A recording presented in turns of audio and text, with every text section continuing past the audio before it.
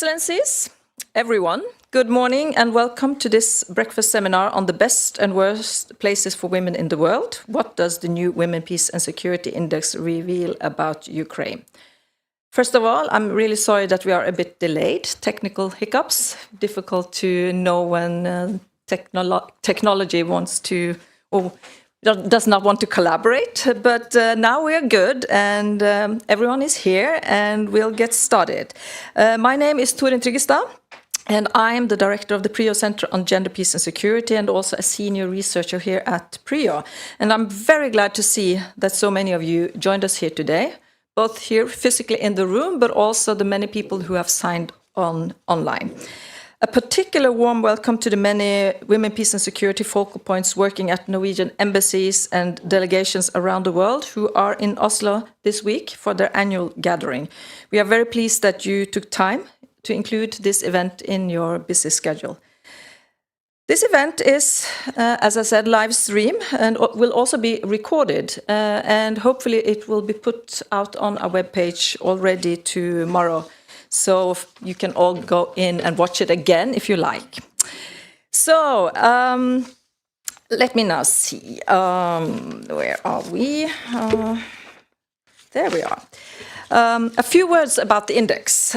This is the 5th iteration and it was formally launched in New York in October last year during the Women, Peace and Security Week. And this is an index that is developed by the Georgetown Institute for Women, Peace and Security in Washington, D.C. in close collaboration with us here at the PRIO Centre on Gender, Peace and Security. And this partnership actually goes back to 2017 when the very first index was launched. So I would like to take this opportunity to thank all our great colleagues at Georgetown under the leadership of Melan Ferrer for the very good collaboration we have had over the years. I would also like to take this opportunity to thank the Norwegian Ministry of Foreign Affairs and NORAD for generously providing funding for the production of this index. This morning, we will share with you the most recent trends and performances of 181 countries ranked in the 2025-26 WPS Index. Since today is also a very special day, marking the 4th anniversary of Russia's full-scale invasion of Ukraine, we will pay particular attention to Ukraine and how the war has impacted Ukraine's index ranking, but most of all, of course, how it has impacted the well-being of women in Ukraine.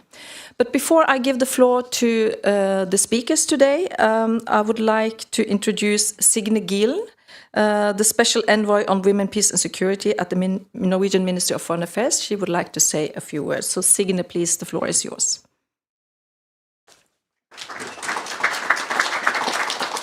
Thank you, Torin. Yeah, I think what I want to focus on is basically that when we are supporting PRIO and the Georgetown University through our Peace and Reconciliation section and also through NORAD, it is because research is very important for our policy development. If we don't have facts and figures, we have nothing to base our policy on. And in these days, I think research is really under global challenges, and it's therefore also very, very important to keep supporting research. It's an index. It sounds like it's like a light product of numbers, but it is actually a very systematic study on crisis and conflicts and security and the different indexes that is collected globally. And then when you merge those things, you find very fascinating patterns, which has to do with how women and men are differentiated in society and prone for conflicts. So with very few words, I just want to say that, yes, we are behind research and we do base our policy on fact and figures, and we need researchers. Thank you. Thank you so much, Signe. And as you all know, Norway has been a strong advocate for the women, peace and security for many, many years now. And I truly hope that Norway will continue to do so because it's more needed than ever in today's world. Now, all the way from Washington, D.C., please welcome our good colleague, Haleema Hasana. Haleema is a research fellow at the Georgetown Institute for Women, Peace and Security, where she leads the work on this index. She has spent several years working across multilateral organizations, think tanks, nonprofits, and with both the public and private sectors in the United States and Pakistan, focusing on gender equality, social development, and peace building with young people. So, Haleema, the floor is yours. You will speak for about 15, 20 minutes or so, I guess. Please.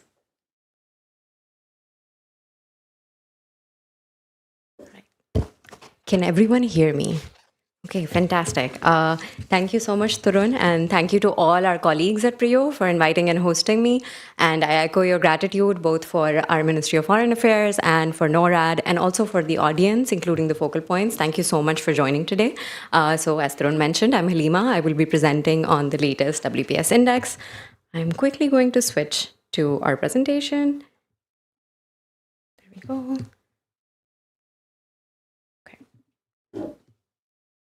Okay. So very quickly first on the format of our presentation, I am going to first delve into what is the WPS Index, what it measures. Then we'll go into our key findings. Some of them are about global analyses, some are context or region specific, and then we have some specific insights to share on Ukraine. So first of all, what is the WPS Index? As Tarun mentioned, it was first launched in 2017. Generally, in statistical research, indices are composite measures that summarize and rank observations. In our case, we are looking at country performance on women's status. So the index came about in 2017, and it was rooted in the UN Sustainable Development Goals and the UNSCR 1325 on the Women, Peace and Security agenda. And it came about to address this critical gap in the field of gender equality assessments globally, where we see assessments of women's inclusion, which is a critical aspect of their well-being, but the index also looks at their justice and security. So as you can see on this visual on the screen, this gives you the structure of the index, where we're looking at 13 indicators that are across these three dimensions of women's well-being. And so, for instance, in inclusion, we have indicators of women's education and employment and other aspects such as financial inclusion, cell phone use, and their political participation. But then we also have justice, which is where we're looking at, are women legally discriminated against, or can they access free and fair trials without threat and intimidation? And then finally, we also have security, another critical aspect of their well-being. Do women feel safe at the individual, communal, and societal levels? And we measure this by looking at intimate partner violence or indicators such as community safety or women's proximity to conflict. And together, these 13 indicators across these three dimensions make up the WPS Index. We do not produce these indicators. We instead get them from renowned sources and globally recognized sources, such as the UCDP database, the World Bank, UN SDG indicators, as well as the Gallup World Poll. So we bring these 13 indicators together and produce a score, which is called the WPS Index score, from 0, which is the worst, to 1, which is the best. And based on those scores, we rank countries. This year, we have 181 countries, which is up from the last index, which had 177 countries. The number of countries fluctuates based on the availability of data. And if anyone's interested, I'm happy to chat more about the methodology later. In our global report, we have 3 layers of analysis, you could say. One is the overall or global snapshot, and then we also look at some country group or regional insights, and then also on country or theme-specific results. So without further ado, this is our 3 key messages that are coming from the index this year. The first one is one that we've had in previous iterations of the index, which tells us that societies where women's status is higher are also peaceful and prosperous, whereas societies where women's status is poor are often conflict-affected and fragile. And what this is telling us is that the well-being of women goes hand in hand with the well-being of nations, and it produces a collective benefit. And then for this particular index, we're seeing these results that we're characterizing as these dual realities of crisis and courage, where with rising conflict and backlash against gender equality and women's rights globally, we're also seeing that progress on women's status is stagnating or declining worldwide, which is an alarming result and paints this picture of a world in crisis. But at the same time, the index is also giving us results of notable improvements. And some of these improvements are coming from some of the most challenging contexts across the world, and we'll see this shortly. And that is what we're calling a world of courage. And we're sharing that result not as comfort, but to compel all of us in action, because these results show us that change is not only possible, but it's happening, and it's happening in some of the most challenging contexts across the world. So the first finding I wanted to share with you is related to that first result of collective benefit.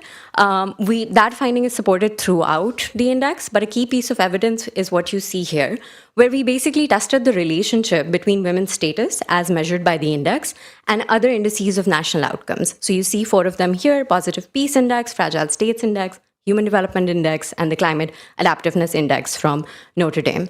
And what we find are very strong, or at least strong, correlations. So what this means is that societies where women's status is higher, who are performing well on the index, are also those that have more positive peace, have lesser fragility, higher human development, and are also better adapted to respond to the climate crisis. Which again relates to what we were saying earlier about the collective benefit. One thing in particular that stands out this year is that this year the index, or women's status, has the strongest relationships with peace and security, even more than human development. And this relates to that world of crisis and courage that we're talking about, that as we see conflicts arising, we're also seeing that women's status and peace and security are emerging as very closely related. Here's a snapshot from our global rankings. What you see on the screen is our dozen best performers on the index, and then the dozen worst performers. Denmark ranks number 1 on the index, similar to the previous iteration. Afghanistan similarly is at the bottom at 181st. Within the top dozen countries, within the top 12, all of these countries are classified to the developed countries group. The exception is Estonia at number 11, which is classified to the Central and Eastern Europe and Central Asia group. Then also in our top quintile, which is the top 20% of the rankings, the majority of the countries are classified to the developed countries or the Central and Eastern Europe and Central Asia group. There are some exceptions. Some of them are not new. For instance, the United Arab Emirates and Taiwan are also in the top quintile. But there are 2 new additions this index, and those are Costa Rica and Uruguay from the Latin American Caribbean group. This is the first time not only for these countries, but also for the region to feature in the top 20% of the rankings. I do want to qualify this because these 2 countries are an exception. The Latin American Caribbean region, in fact, has seen more countries decline in the past couple of years, including this iteration. So Costa Rica and Uruguay are actually exceptions in that country group. What this shows us is first that there's a wide range on the index. Denmark is scoring almost 3 times more than Afghanistan. So huge difference between the countries. But what it's also showing us is that you can see the best performers are countries that are not conflict affected and fragile. Whereas where you see with the worst performers, all of the countries are classified as fragile states, which again reinforces what we were talking about earlier. So here are some country group results. What you're seeing here on the screen is the graph shows regional performance by WPS Index score. So at the top in the green, you see the best performer. At the bottom, you see the worst performer, and then the rough average within the group. It's also ordered by range. So you see that the developed countries group has the narrowest range, which means that countries in the group perform relatively similarly. Whereas on the other end of the spectrum, you see Middle East and North Africa, which has the widest range. So countries perform relatively pretty differently than each other, with UAE at the top and then Yemen at the bottom, which is also the second worst ranked country. Some very quick results from that. The developed countries group continues to perform the best out of all country groups within the index. It has the highest average score across all indicators except for 3. One is community safety, the other is sun bias, and the other is parliamentary representation. These are 3 indicators where the developed countries group does not perform the best. Central and Eastern Europe and Central Asia is the second best performer. Then on the other end of the spectrum, we have the fragile states group, which despite a rise in scores, is continuing to perform the worst, and followed closely by Sub-Saharan Africa, which is the second worst performer on the index. A majority of the countries from Sub-Saharan Africa are in the bottommost quintile of the index. So again, why does this matter? This is showing us that first, country performances range widely, not only across regions, but also within regions, they can have fairly different performances. This again also shows us that a lot of the countries that perform poorly on the index are conflict affected and fragile. And you can see this with the red dots over there, which are the worst performers in each group, all of those countries are conflict affected and fragile, which are also performing poorly on the index. And then finally, there's an interesting phenomenon that emerges from this, that within a regional group, there are some countries that are improving, as we just talked about Latin America and the Caribbean. But then there are others that are significantly declining. And in this way, gains are offset by losses. So the country overall, the regional overall score is stagnating. And we see that this aligns with our regional trends, which is where our world of crisis and courage sort of becomes more apparent. So what you see on the screen is WPS index scores mapped onto each index iteration, beginning from 2017 till the latest index. And you can see that these trends are showing us a stagnation and decline in progress on women's status, whereby the trend lines have barely shifted in the past 8 years. So we see that in 2019, there's a fall in scores for most regions. Then there's some improvement in 2021, and then mixed results since. There are a couple of results here that I wanted to point out. The first one is that regions that have historically performed well on the index are either stagnating or declining now. So for instance, we just talked about the developed countries group. It remains a high performer, but the developed countries group declined in the last index and has stagnated now.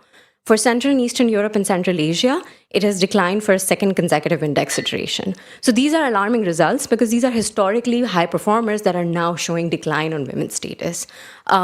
We see also then some other results which intuitively make sense. Latin America and the Caribbean has declined. You see a dip there from Middle East and North Africa. Again, rising conflicts there. And so these are alarming trends that are emerging from the index. However, there is progress. And you can see East Asia and the Pacific first.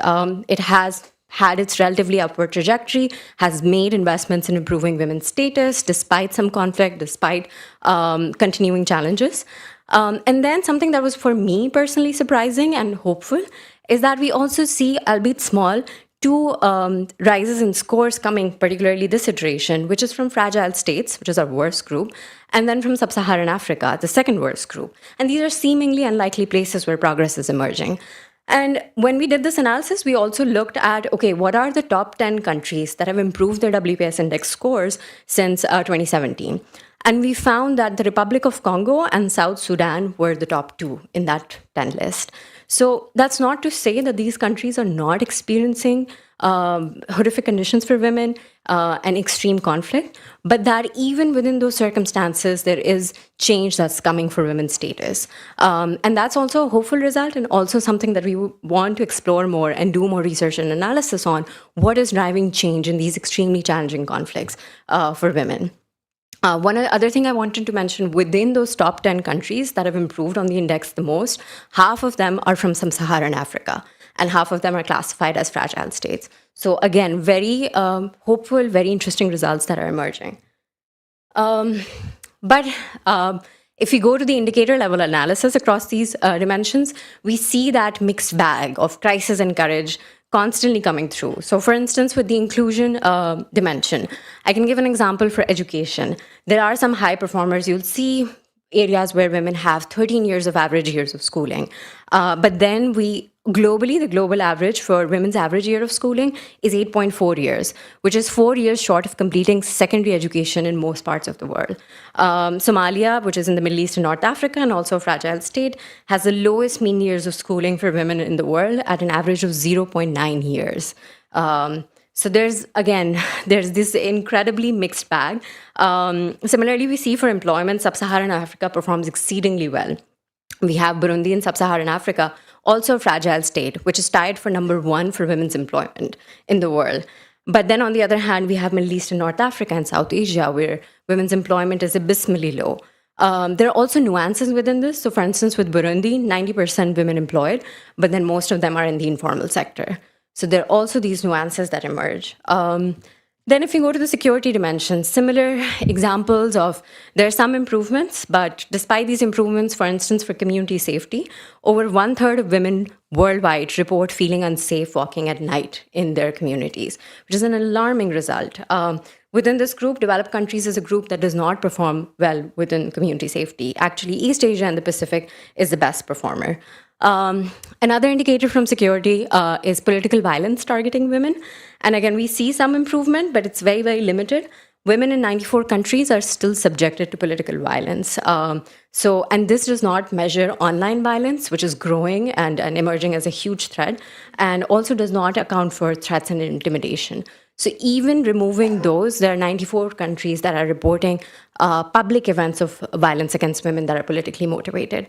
One caveat I want to share here, though, is that there are 11 countries in the fragile states group that report no incidents of political violence targeting women. So although no report does not mean no occurrence, it does serve as a hopeful sign that such violence can be controlled even in contexts of fragility. And finally, we have the justice dimension, where worsening conflict and aid cuts are threatening to undo gains in maternal mortality rates, their mixed performances or formal and informal barriers of justice. And together, what this is telling us that, yes, there is improvements, but women are still being left behind. I want to share a quick case study from our maternal mortality rates. In lieu of the 25th anniversary of the UNSCR 1325, we did a time series analysis for maternal mortality rates. And one of the very interesting things that emerged was, you can see two things over here. One is the rates for the United States since 2000 to 2023, so approximately a decade and a half. And then you also see the world average. The US is the red line, the world average is the black line. And this is mortality rates. So these are deaths. So if the US is increasing, that means it is having increasing maternal deaths. And you can see in the past 2.5 decades, the US had an increasing trend as compared to the world average, which had a declining trend. You see the peak in COVID. And then this is the first time in 2.5 decades, the United States has had a decline in maternal mortality rates. And that decline is also not an improvement necessarily, because it's roughly restored to pre-COVID levels. And so this is, again, another alarming result that we are seeing come out from a time series analysis. And then before I conclude, I wanted to provide some specific insights on Ukraine, especially in lieu of the anniversary today. What you're seeing here on the screen is Ukraine's WPS index score, maps it onto the past 8 years or the 5 index iterations, and then for each of the scores for each dimension, so that we have some context on what is driving women's status and changes in it within Ukraine. And you can see that despite mounting challenges, Ukraine has been able to more or less maintain its scores on inclusion and justice, and in some instances even improve them. But it has understandably experienced huge setbacks when it comes to security. And just to contextualize this further, Ukraine is the highest scoring among fragile states on inclusion and justice dimensions. So what this means is that some examples, for instance, in the inclusion dimension, we have the indicator for financial inclusion. And Ukraine is the highest scorer on this within fragile states. And it reports 81% women in Ukraine have an access to a bank account or some account at a financial institution, which is incredibly high for fragile states. Ukraine is also one of 20 countries worldwide where women report both using and both accessing and using a cell phone. So only 20 countries in the world, Ukraine is one of them. So you can see that Ukraine is still driving improvements in inclusion and justice, but then its biggest setback, understandably, is a 42% decline since 2017 in its security dimension. Ukraine is a very interesting case study for us as well, because even within fragile states, it stands out. You see improvements in women's inclusion and justice. And you see, despite the full-scale invasion, there is some maintenance of those aspects of women's well-being. And then there's security, where we see with other conflict-affected countries as well, that there's not a lot of protection there because it's often out of the country's control to manage that. But Ukraine in particular stands out because it's still been able to manage their scores on inclusion and justice. And for justice, you see that Ukraine is actually one of the countries that has had an improvement in its justice scores over the 8-year index period. We have some theories about it's beyond the scope of the global report to analyze why this is happening in Ukraine, but we did some preliminary analysis, and there are a couple of explanations that are emerging, but this requires a lot of more research, so I will caveat that before sharing it. But one of the things that emerged for us is that of women's leadership in both civil society and the economy in Ukraine. There is some research on that women are actively participating and trying to respond to the crisis in Ukraine, and are not just responding or participating, but are taking up leadership positions, even if it's not formal, which is an issue that we'll talk about more later. But women, wherever they're given space, are taking up that space, and that might be driving some of these changes in women's well-being.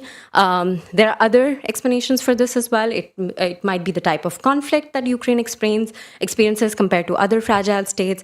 It could also be the role of the diaspora community and how it responds to crisis across the world. But again, this is something that we would love to explore more.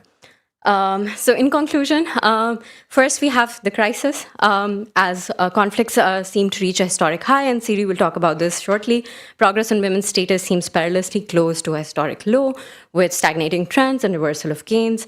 But we're also seeing the courage where index results are showing us a path forward. Some of the steepest gains from 2017 have emerged from fragile and conflict-affected states, which should compel all of us into action. And then finally, we have the future, which involves not only defending past gains and ensuring investments, but expanding the scope of the WPS agenda to be more intersectional. We just saw maternal mortality rates for the United States. We did a US index study in 2020 and found that maternal mortality rates there are large ethnic and racial disparities that characterize maternal mortality rates in the United States. Black women have higher maternal mortality rates across all 50 states in the US, and we have similar results for countries across the world. So the index provides us a holistic, comparable, and multidimensional view of women's status, while also reminding us that women's realities are differentiated and dynamic, and it is important that the WPS agenda incorporates that. Once again, our results confirm that societies where women are included, safe, and secure, and treated justly are all more peaceful, resilient, and prosperous. At a time of mounting crisis, the WPS agenda is not optional, it is essential. This index has been used by governments, policymakers, storytellers, women peace builders, and activists to do a range of functions. So track progress, make better decisions, raise awareness, hold decision makers to account. And that continues to be true. But on the 25th anniversary of the UNSCR 1325, when the index was launched, the 5th edition, we also want this to serve as a reminder for all agents of change that women have not given up. They're still driving change, and some of these changes coming from some of the most challenging contexts across the world. So none of us should give up. And I'll echo Signe here, that requires research, that requires advocacy, that requires awareness raising. So all of us, is a time for all of us to act, and stakeholders at every level need to do that and act in solidarity to ensure that women everywhere can live, lead, and thrive in dignity. Thank you.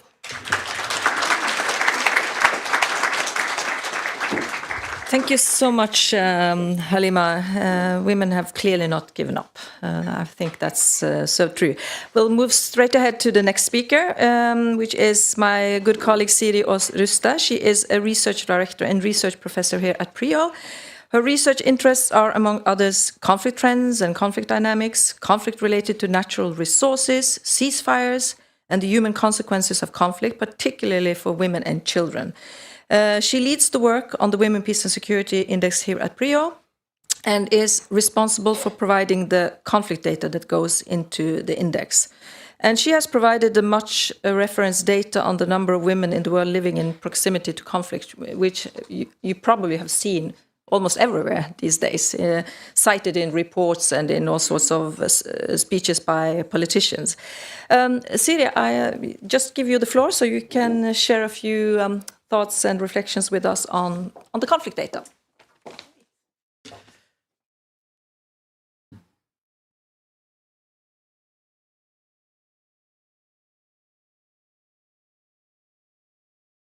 Let's start at the beginning. It's easier that way. Probably.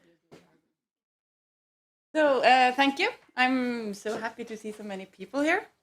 So I'm going to talk more specifically about one indicator of the index. There's a part of the security, and that's a conflict indicator, which is not strange since I work at the Peace Research Institute.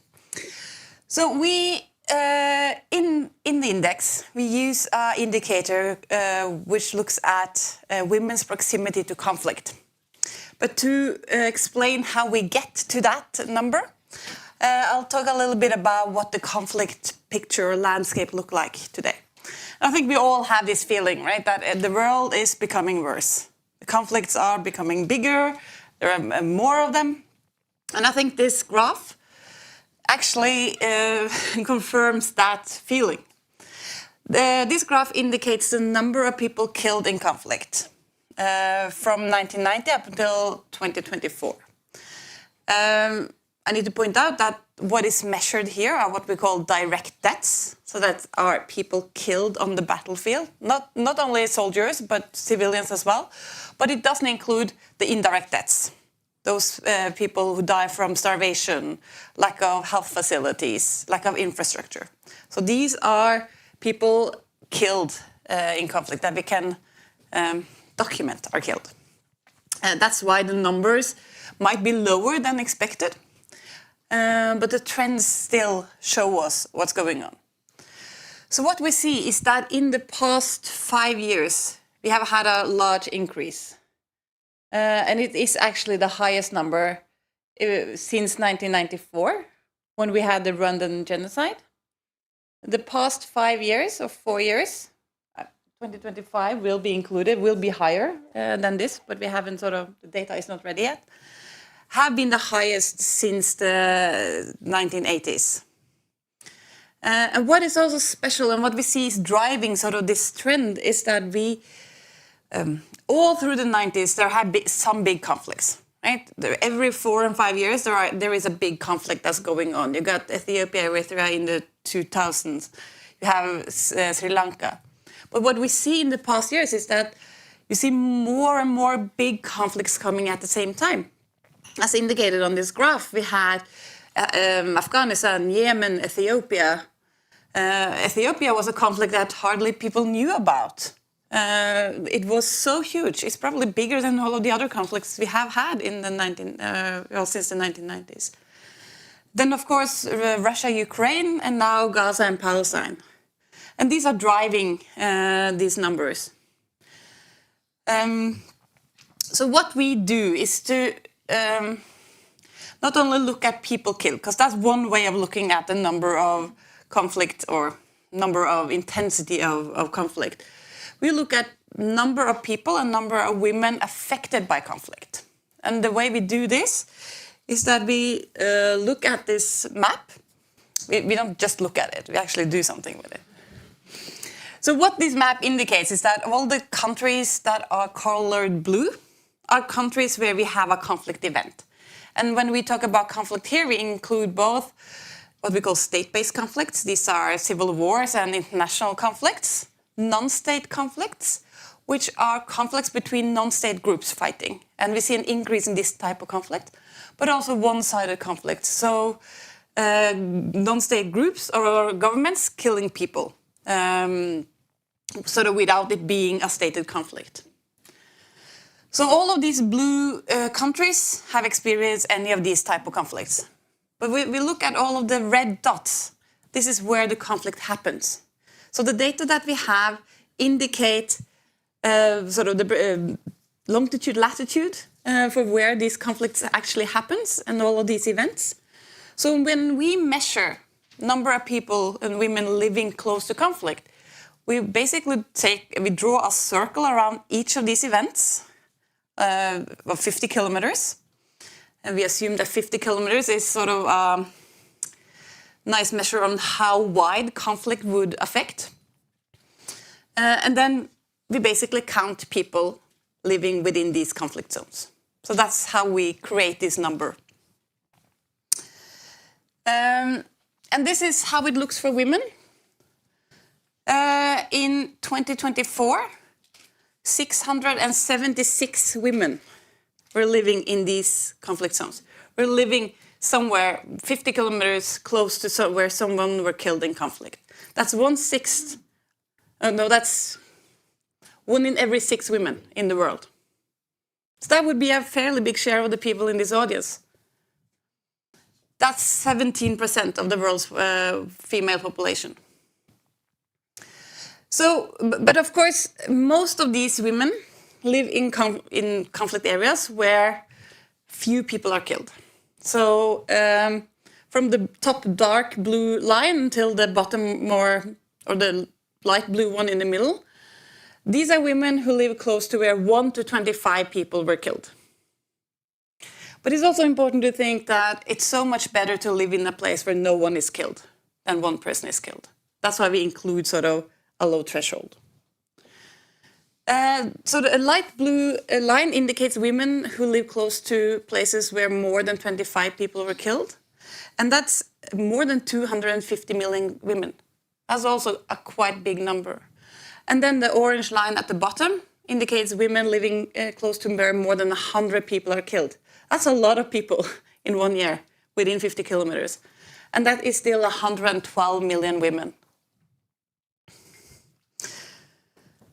So then I tried to sort of look at this and compare it with the WPS index. Now, of course, it is part of the index, so there's no wonder it is correlated. But still, this graph on the y-axis, so the one going up, that's the WP index. Then we have at the bottom is the share of women in a country living in conflict, so living within those 50 kilometers. And then the size of these bubbles indicate the number of people killed in conflict. And what is interesting with this graph is that it is not the countries where you have more people killed that score low on the index. If you look at this bottom right corner, we have a lot of countries where a large share of the women are exposed to conflict. They have conflict, but not a lot of people are killed, at least not directly, right? But they also score really low on the WPS index. And this is where a lot of these indirect deaths come in, right? So we all know that Sudan has a humongous humanitarian crisis, right? And a lot of all of these other countries are likely to experience similar things because of, for example, cuts in aid. But so these are areas where we need to focus on WPS. And as Haleema talked about, these are also areas where we see an increase. Now we're going to talk more about Ukraine. And Ukraine is doing, in this graph, not too bad, right? And this is also what Haleema talked about. But it has a huge conflict, as it indicates. It's the biggest bubble of them all, right? But what we see, what Haleema talked about, is also this. We need to focus on the countries in the red square, because this is where we really need to improve women's status. But we also need to be aware, what does conflict do to women's status? So if Ukraine should be in the state they have been for the past 4 years, for a much longer time, what will happen to the WPS index? So what I thought I'll show you, because I can only show you now sort of more the data and what the data tells us. I'll show you a little bit about where do the conflict happen? And how does that spread in a country? And what does that do to sort of the share of women being affected? So these are monthly snaps for where the conflict in Ukraine develops. The blue areas are sort of these 50-kilometer conflict zones. The more yellow, so going from blue through green to yellow, indicates number of events, so how many attacks happen in the area. And we see that the development is quite interesting. Starting in January, before the invasion, we only had the area in eastern Ukraine, which had a conflict since 2014. And then we have the invasion in February and March. It's quite broad all over the country. We see, for example, very heavy fighting in Mariupol in February and March. And then we see how it spreads out. And Kiev is quite heavily attacked all along.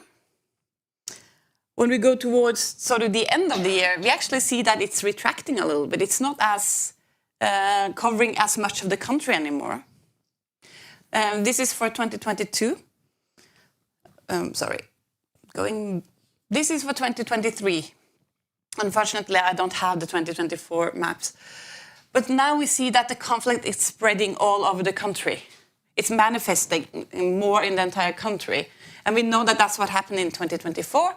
And we also know that's what's happening in 2025. And this is what we see in the data that we have, right? Is that now most women in Ukraine are affected by conflict. And if we look at this graph, that the pillars indicate share of number of people killed, and the blue line indicates share of women affected. And I also included sort of back to 2000 just sort of to show you it was a peaceful country. This is what happens suddenly when you get a conflict. It goes from 2013, where no women in Ukraine were affected by conflict, until 2024, more than 90%. And we also see sort of the sudden increase in 2020.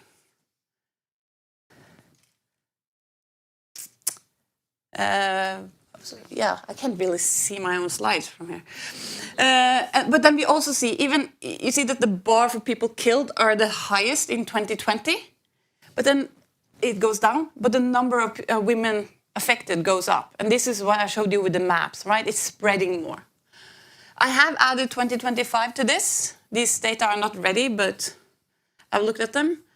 The number of people killed are higher. And we can assume that the share of women affected by conflict is at least the same as it is now. Thank you.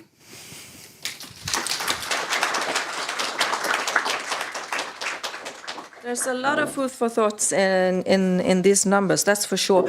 I think both Haleema and Signe pointed to the importance of research and producing data as a basis for policy development, which we think here at the PRIO is very important. And that was also why we thought that it would be quite interesting to invite someone from the Norwegian Agency for Development Cooperation to come and provide some comments on this index. So that's why we are very pleased now to welcome Gunn Jorid Roseth, the Director General of the Norwegian Agency for Development Cooperation, also known as NORAD. Before she was appointed Director General of NORAD in August 2025, she worked for the Norwegian Foreign Service since 1998. So she had many different postings in countries like Latvia and South Africa, and she has served as ambassador to Malaysia. And back home, here at the headquarters, she's been serving as humanitarian director and deputy director general for the Department of Multilateral Affairs. So she has a really broad background. We invited Roseth to provide comments, as I said, to these two presentations. But we also thought it would be really interesting to invite her in capacity as director for an agency, a government agency that is a huge provider of assistance to Ukraine. Norway has this huge Nansen program that probably most of you are familiar with. So, Gunn Jorid, I think I'll just give you the floor now for your comments. So, please.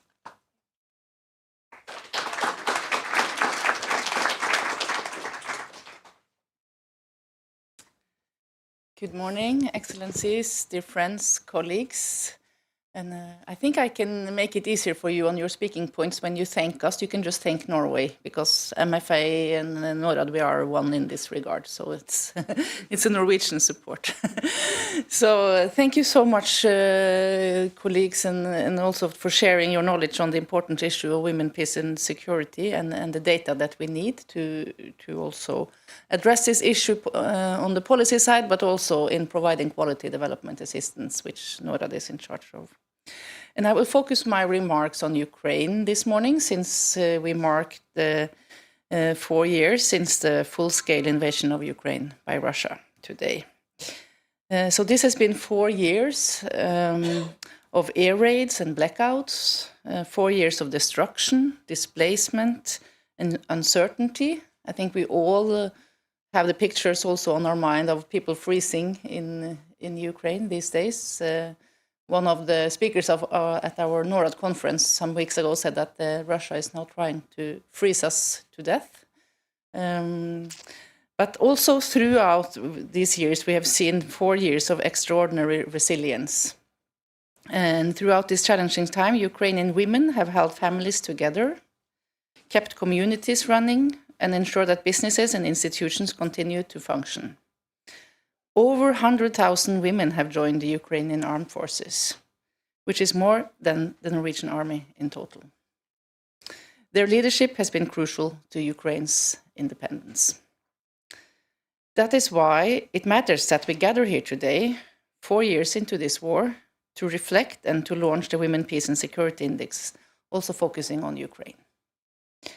The index provides something we need: clarity and evidence on inclusion, justice and security, and how these intersect. The index confirms a troubling picture. Globally, progress in women's status is stagnating or declining amid rising conflict and democratic backlash. But it also reinforces an important truth. Where women are safe, societies are more peaceful, prosperous, and resilient. As we just heard, the well-being of women goes hand in hand with the well-being of nations. For Ukraine, the findings are striking.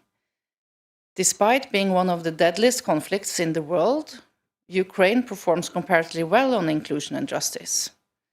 And at the same time, Ukraine's security dimension has declined, reflecting the severe impact of war on women's safety at individual, community, and societal levels.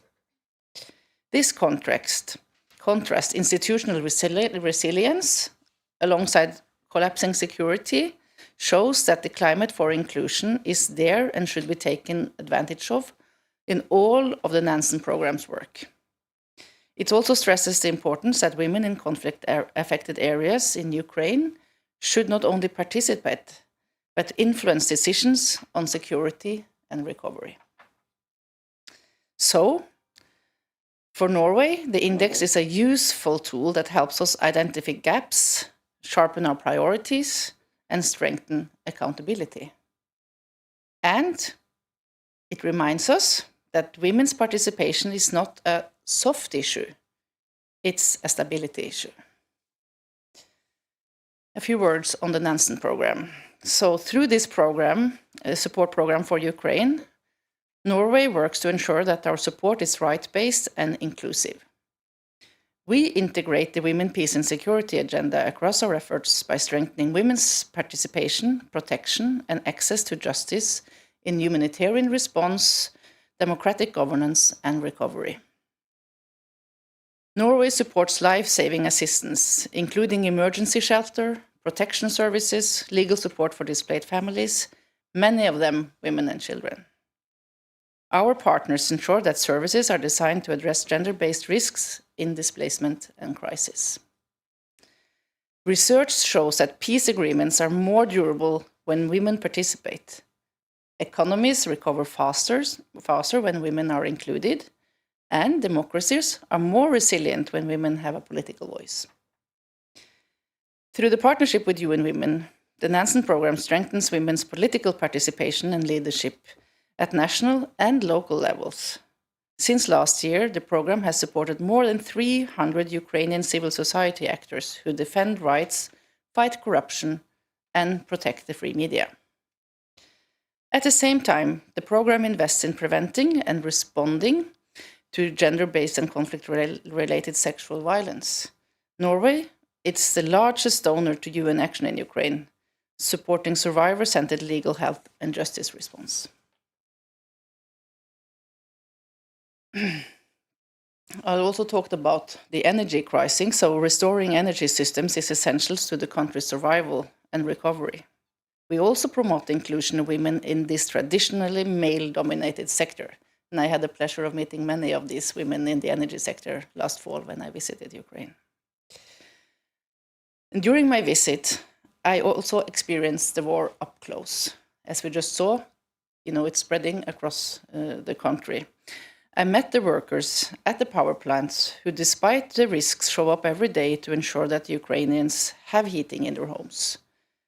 I also met a woman in the town of Makariv called Raisa. She had to leave her home, and a town that is still being rebuilt welcomes displaced people. She had fled her home and had lost her daughter, she had lost her house, she had lost her dogs, and everything that was familiar to her. But she lived in a temporary housing run by local women, and where she also found friendship and community among other women. What gives her strength, she told me, are these women and also her grandchildren and great-grandchildren. With support, she has been able to get her papers in order and to take steps forward, compensation for a home she cannot return to because it's in the occupied territories. It's a deeply personal story, but it also reflects something structural.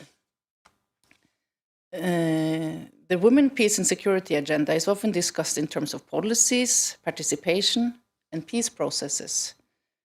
But at its core, it's about exactly this, ensuring that women affected by conflict are protected, their rights are upheld, they have real access to justice, documentation, property rights, and ability to take the lead themselves in rebuilding their lives. And women should be recognized as rights holders. They carry essential knowledge and perspectives that must shape peace processes. They play an essential role in their communities.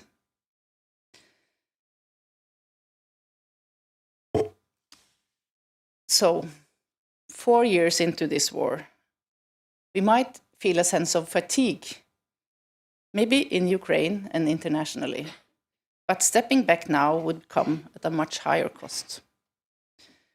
Supporting Ukrainian women is not only an act of solidarity, it's a strategic investment in democratic resilience, institutional reform, and long-term stability.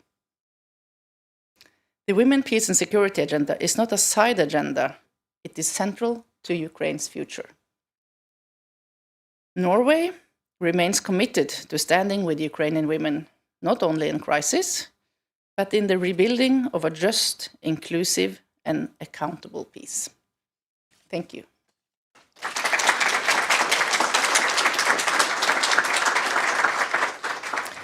Thank you so much, Gunjorid.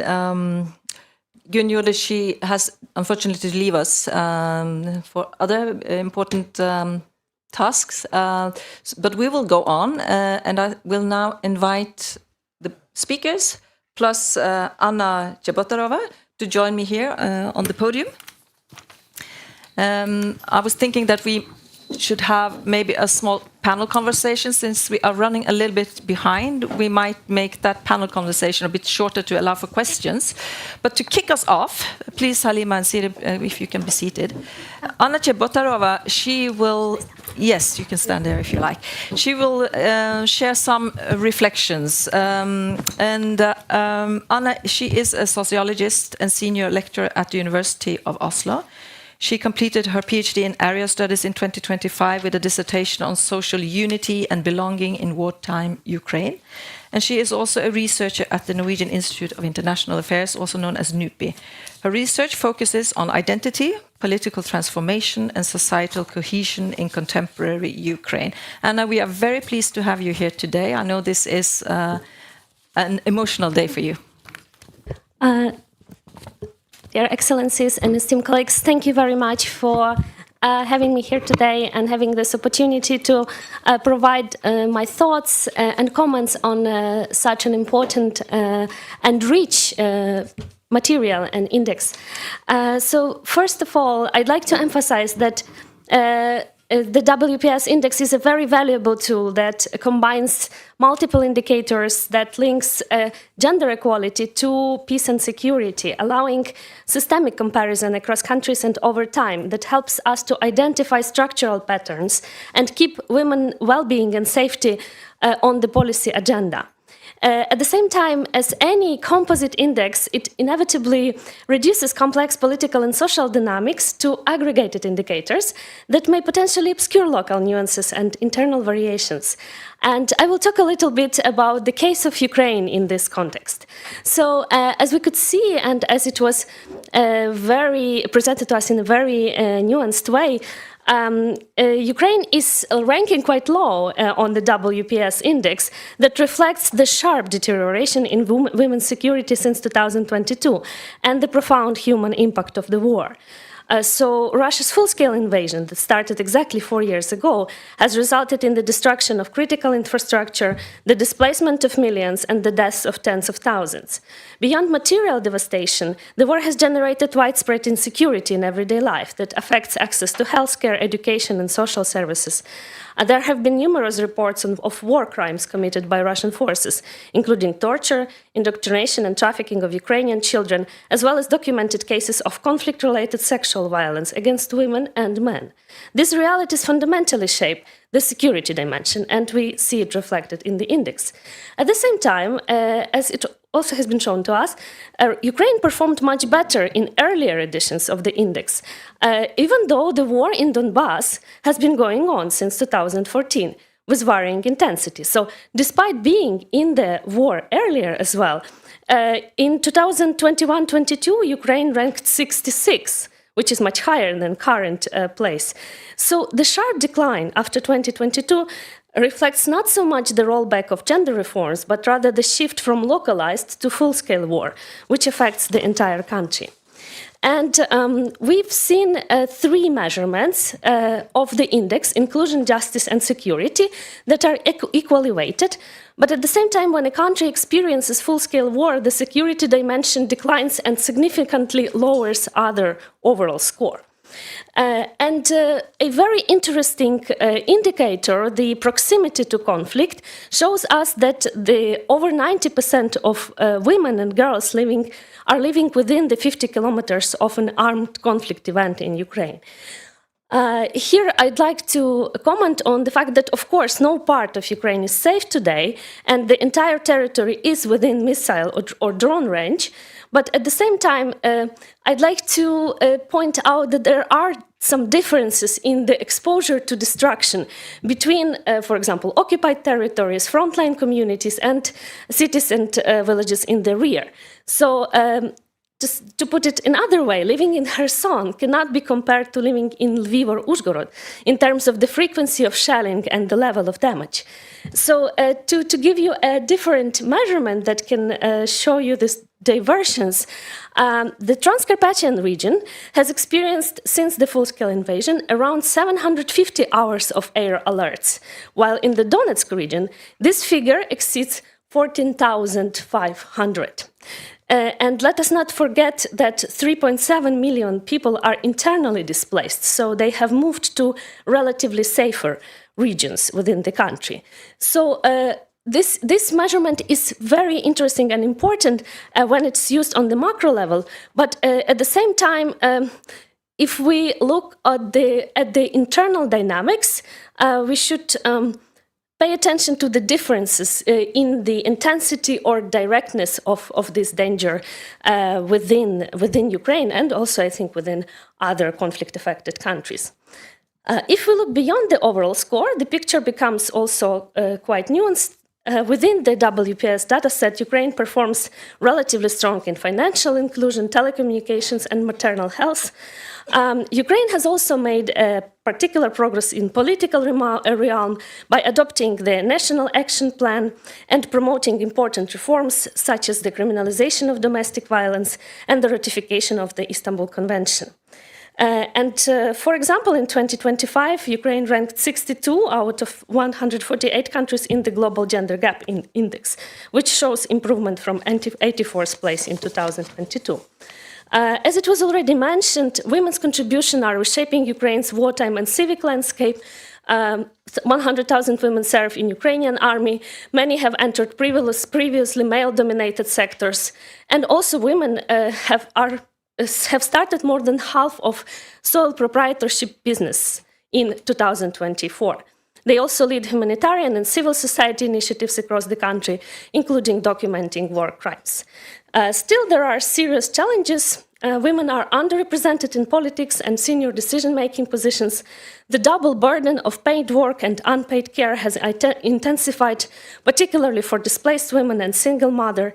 So, of course, the country in war is experiencing serious structural inequalities, and war only amplifies them. So, to sum up, I think that Ukraine's low position on the index reflects, first and foremost, severe gendered impact of full-scale war. Countries experiencing active conflict will inevitably score lower on security indicators, regardless the ongoing reform. In that sense, Ukraine's ranking reflects a profound security decline, the result of external aggression rather than normative collapse of governance failure. So the WPS index remains an important global tool, but also in conflict-affected democracies, its finding should be interpreted with attention to context and internal variations. So the way it was presented to us today was very nuanced, and I hope that such presentation will persist in other contexts when it comes to Ukraine. Otherwise, there is a risk of conflicting vulnerability produced by war with shortcomings in gender policy. And finally, a brief reflection and maybe a question to the authors of the report.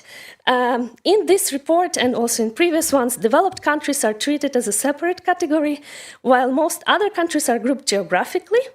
And I was wondering why, what is the logic behind this mixed approach? So development score for some countries and geography for others, because it might shape the narrative of global hierarchies. And given how strongly conflict exposure affects outcomes, I think it might also be worth considering conflict-affected countries as a comparative group that would offer us a new analytical angle in our increasingly unstable and conflict-affected world. Thank you very much. That would be all from my side. Please, if you join us here. Thank you so much. Before we open up for questions from the audience, there was a specific question to you as authors of the report from Anna. Who would like to respond? Maybe Haleema? Yeah. I don't know if this is on. Can you hear me fine? Yes. Okay. Fantastic. No, I think it's a very, very important question, and it's one that I've asked myself, so you're not alone. I think when the index was first formulated in 2017, the idea was to follow the UN Sustainable Development Goals.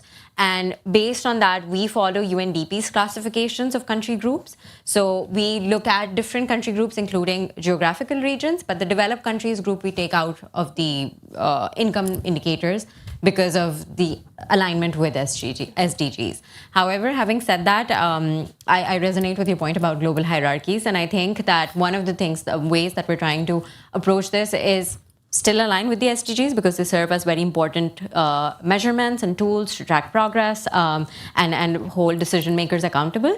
But at the same time, we have done in the past subnational analysis or region-specific analysis, and we're hoping to do those so that we can also add more nuance to index results. So hopefully more will come out after the 2025 report. Do you want to add to that? I don't think I have more to add to the split on the, but just to reflect a little bit on what you said about sort of the conflict indicator, because you're obviously right that sort of taking, as I talked about, just being one person killed versus 1,000 people killed is a huge difference. But there's also this balance when you work with data to make it accessible and simple, but also nuanced. So that's why we sort of landed on what we did. And it works really well as a global, as you pointed out, on the macro level, it works really well. But when we do more country studies, we try to make it more nuanced and try to sort of look into where is the conflict more intense? Where are the destruction more? But it's also worth remembering that, so even if you only have one bombardment, if that ruins your house, that harms you for a long time. So it is this balance about sort of what is the direct effect and what are the long-term, more indirect effects, but also, so we work with this data on children as well, and we've included some of these terror attacks in Europe, and people react to that. Why is Great Britain or France included? But it's also about fear. So for children, but also grown-ups and women, if you know there's been a terror attack in your city, that does something to you. So, yeah, it's a balance, but it's something that's worth discussing because it's important to sort of understand what underlies it. Yeah. I think it points to the importance of doing different types of research, both the quantitative and the qualitative.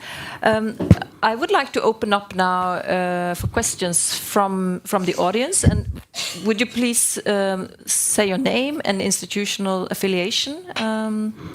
Who would like to start? There is one in the very back. Yeah, you can if you'd like to. Just say your name. Hello, my name is Butta Defi. I am not a researcher, but I am an engaged civil servant from the Oromia community in Oslo. And I like the research outcomes discussing at PRIO. And thank you for the Center on Gender, Peace and Security. My question is, I thank you for the last remark, the last presenter. And I wonder, research always is aimed at symptoms, and can we rethink the world? I'm from Ethiopia, the biggest region in Oromia. Thank you, Signe, that you said something about Ethiopia, the conflict in Ethiopia that is almost behind the bar. And now, well, I have to thank Norway. I came as a refugee. I've been here for the last 20 years, and my worry is that, and we haven't come to a better place in the world. As all of you indicated, technology is going up, economy is, inequality, at the same time violence, especially gender, conflict. When are we going to aim research at those conflict entrepreneurs, or I mean the architect of global conflict for that matter? And still, as long as we are just focusing on the symptom, I don't think we are coming near to the solution. And I want what you guys are thinking with regard to this. Thank you. Thank you. It was a huge question.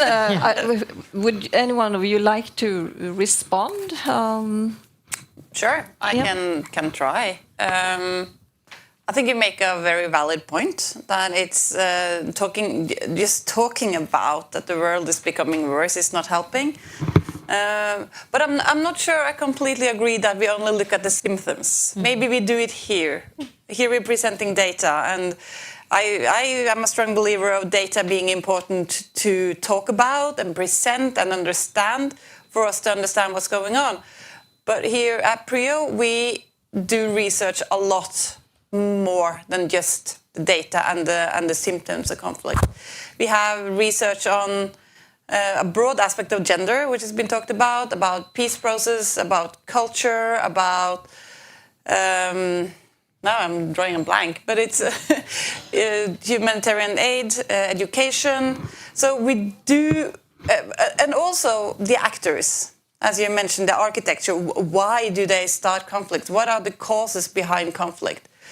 What I guess we're talking more about in this setting is the consequences of conflict, which is important to point out, but of course we need to understand why they happen. But I do think we do that as well. And I was thinking also, Haleema, the Georgetown Centre, you serve also as a very important platform for, bringing women's voices to the fore. Yeah. You invite a lot of women human rights activists and women peace builders to come and speak, and you organize a lot of events. Maybe you could share a little bit about that. Yeah. No, absolutely. Thank you for the question and for your comments. I think I'll reinforce and add to what Siri was saying, that I agree that research on architects of global conflict is also required. I think different research products serve different purposes. And as Turun mentioned, there's a great case for producing different types of research. I think I would reinforce that this is not only research on symptoms, although that is important. Symptoms are required to be examined to diagnose. But I think it also serves as a very important accountability tool. I have used it in that capacity. And I think those accountability tools help us investigate, help us demand rights. Earlier, we were talking about women as rights holders, as agents of change, and I think research like this reinforces that. And then it can be, if you have data, you can make that argument for accountability. So I think that's one aspect of the value that the index serves. I think, and going back to what Anna was saying earlier, that with global indices, one of the key purposes also is comparability. What happens over time and what's happening across regions. But that also means that in order to ensure that we're doing transparent comparability, we also need to make sure that the methodologies are similar, data is available. So for instance, for the index, we have indicators that at least cover 175 countries. And there has to be no difference in methodology, because there might be better data, for instance, available in Ukraine, but it won't be comparable with data coming from Ethiopia. So we have to make sure that comparability is there so that we can make these arguments. There are very important indicators because of that might not be in a global index, like conflict-related sexual violence, which is a huge issue both in Ethiopia and Ukraine. And that is why, as Siri mentioned, we do other research. And as Turun was also saying, not just research, but for instance, at the Georgetown Institute for Women, Peace and Security, we have an extensive policy and programs team, which has a rapid response network across continents. Very recently, we did a program with South Sudanese women peace builders, which had an attendance of over, I think, 100 people, where it's talking about how South Sudan right now is at risk of mass atrocities. So there are all these, so research is a very important piece. Within research, there are all these different components, and then it has to be paired with other actions. I hope I answered your question. There are at least two more individuals, the woman in the front here. Thank you. And thank you so much also for this is a very interesting event. Also, I'm Merete Dyrud. I'm also leading the embassy office in Somalia. And this is also something that we will definitely use when we come back to Somalia. UN Women has asked us also to be more active and lead also on the women, peace and security agenda there. So Somalia, of course, is a fragile state. It also lacks a lot of information, statistics and data. And that also brings questions to what about countries that has this lack of data? How do you deal with this? And also, how do you deal with the fact that a lot of these are also informal structures? It's traditional conflict mechanisms, like Somalia, it's clan-based conflict solutions, especially on local level, which is very important when it comes to the lack of women's participation. So when you go into, for instance, justice, there is more relevant to look into the traditional systems. And how do you do this? How do you go behind these data? And do you also have specific researchers dealing with this mechanism, which is very relevant, not just in Somalia, but also Afghanistan, which I previously served, and others? Thank you. If it's okay with you, I think we collect at least one more question. Gry? Hi, thank you so much for a wonderful meeting. Lots of insight. My name is Grytina Tinde. I worked in Ukraine just after the war in 2022 as a coordinator of protection against sexual exploitation and abuse, and I was based at the humanitarian UN office. As usual, I looked at how women's role is respected in international affairs, and I got some concerns, and I have maybe a suggestion and a question to these clever researchers who are here, because it's good that the UN Women, they are actually mandated to work on women's issues, but it's one of the smallest UN agencies. And I always look at the big money. And I found, for instance, the European Bank for Reconstruction and Development, they had a gender policy, which I don't think it was implemented at all. I'm not sure if the World Bank was working in the same way that the UN Women did. And I wonder if some research idea could be to look at to what degree do the big actors put women's health, women's participation on the agendas of their meetings. These agendas should be public. They're not always. Sometimes we need Epstein files to find out what is actually going on. But I think it would be very interesting to see, to follow the money. Mm-hmm. So that was something I found. Another matter is that Ukraine is struggling now to ensure a protocol, the clinical management of rape protocol. It did not have it before the full-scale war, and it's very difficult for UNFPA, almost alone, to meet with hospitals and doctors to make sure that there's not just a better education of gynecologists, but also that there is a protocol. And to what degree do these matters come on the agenda when the big money, the billions, are going to be distributed? So I'm just wanted to flag this. Thank you very much. I think that will have to be the final question. We just have a few minutes left now. So if you, in your response, also maybe integrate your final reflections, if you would like, then I don't know, who would like to start? Haleema? Yes, I can start. First, to the question on information lacking. Thank you so much for your question. Very, very important, something I've grappled with consistently. My training is as an economist. Before I went into social science research, multidisciplinary research. So the data question is very, very important. I think a couple of ways that we address this. One is, yes, there is limited data. I can give you an example of Yemen. Somalia is also one. Yemen comes to my mind because Yemen is one of the countries where we see progress happening on the index, but at the same time, we have a Women Peace Builders Network in Yemen. And when we speak to Yemeni women, they tell us that first, the dynamics of conflict look very different from the north versus the south, where Ansar Allah are and otherwise. And then also the data coming out across the country is very different too. So with this, there are a couple of ways that we can address it. One is that when we don't have a global indicator that's capturing the data from a particular country, we do look for alternatives which have comparable methodology. If that does not work, then we also, then our final resolution is to do what is called imputations. It's standard across indices where we take regional averages and country group averages. It's not a recommended process, and we limit the imputations that we do. So we have a limitation of 4 across the 13 indicators and a maximum of 2 within a dimension. So we've set a criteria on how many imputations can be there, but there is missing data. That's the reality of any data that you encounter. But what we are doing is having a systematic approach to it, so that if there will be missing data, and the problem will be more acute for countries that are experiencing fragility and conflict, but this is how we manage it now. The other aspect of it is to do data advocacy. So very recently, I think in January, we had an event particularly for data audiences where we invited, a lot of them are based in Washington, D.C., where we invited the World Bank, the Gallup World Poll, the HDRO office, a lot of our colleagues whose data we use for the index. And we also invited some of our peace builders. We heard from, for instance, Seed Kurdistan, which is in Iraq, who said that they need intimate partner violence data to be updated because intimate partner violence rates are skyrocketing, especially in specific areas of Iraq. So we brought these two audiences together and have them speak to each other, and we facilitated that discussion. So that sort of advocacy is important, again, to identify gaps and direct resources towards that data collection. In terms of traditional mechanisms and addressing that, I absolutely agree with you, and I think those are critical, especially in conflict settings. I'm also from Pakistan, so I've seen some of these dynamics play out and their importance. I think for the global index, again, we're constrained with the kind of indicators we can use. However, with something like this, for instance, you mentioned the justice mechanisms that are very locally rooted and contextual.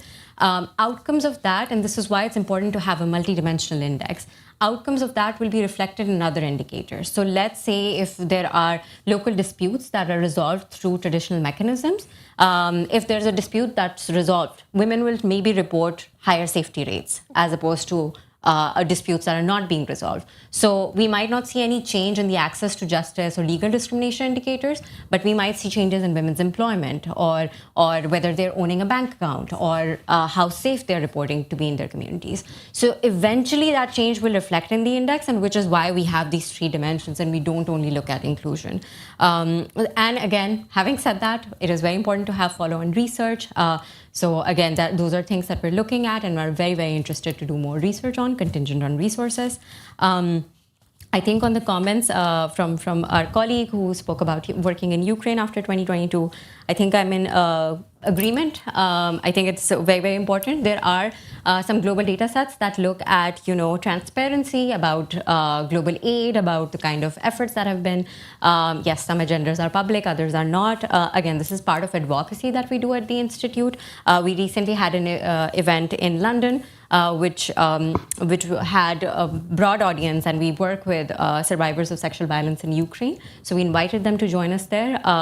And we have a 10-point compact on Ukraine, which came out not too long ago. We were the first institute to produce something like that. And we took it to all of the actors that you've mentioned and are very much working on this agenda. And I would be happy to chat with you, connect you with my colleague. We have a colleague who leads the portfolio in Ukraine and is very passionate about a lot of the things that you've mentioned. I think my closing comments would be that thank you so much for the questions. I hope that this is data that you can go and use for all the different roles that we've mentioned. I'll be sticking around, so if you have time and want to chat, I would be happy to discuss. I also want to reinforce what Anna was saying about the nuances in this kind of data. Again, global indices are very, very useful in transparency and comparability. They're used by different stakeholders. We've had, for instance, I can give an example of civil society leaders that reach out to us, journalists. I've spoken to journalists in Colombia, in Pakistan, in South Sudan, so different areas where they would come, and it's used as an accountability mechanism.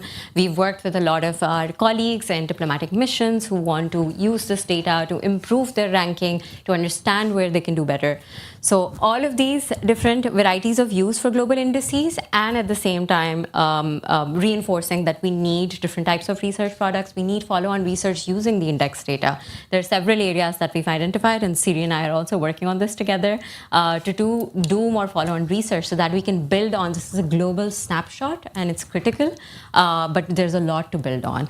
I also wanted to show something. This is like the index report, not just showing off our printed version, but to show that we have this table in which I've used quite frequently.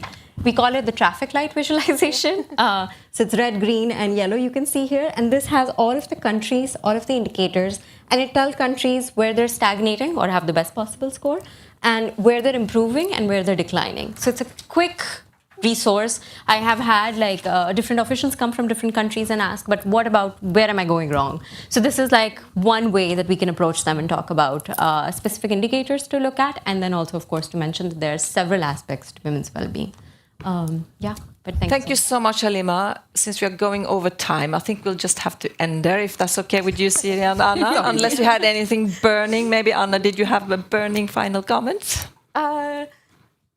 Nothing burning, but just, to follow up on the importance and the role of research in the current world. I think it's really important for us to stay flexible, and I think that the WPS index is doing a good job of, also evolving over time and including different measurements.